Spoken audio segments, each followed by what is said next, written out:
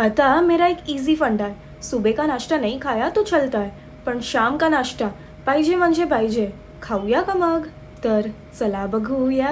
मी चालली होती डोंबिवलीच्या स्टेशन साईडला, रामनगरच्या इथेच. तर उधरही नाश्ता कर लेते, पण सगळ्यात पहिले मी गेली स्वामींचं दर्शन करायला.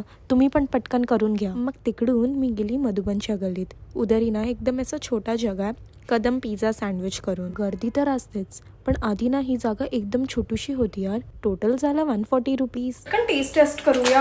आणि कसली गरमी आहे बघ, पसीना से फुल लथपथ. हे असं गरमागरम तर आहे रे. सगळ्यात पहिले मी हे कटलेट खाऊन बघते, कारण का एकदम सही आणि मला कटलेट खूप म्हणजे खूप आवडतं.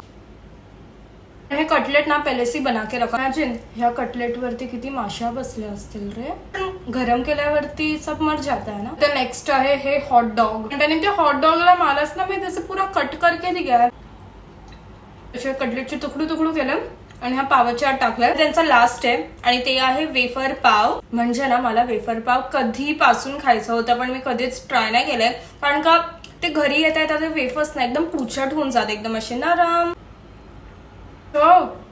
हे सगळ्यात बेस्ट आहे. सबसे ज्यादा मेरे को ये पसंद आया. आता माझं पेटू होणार आहे फुल्लम फुल.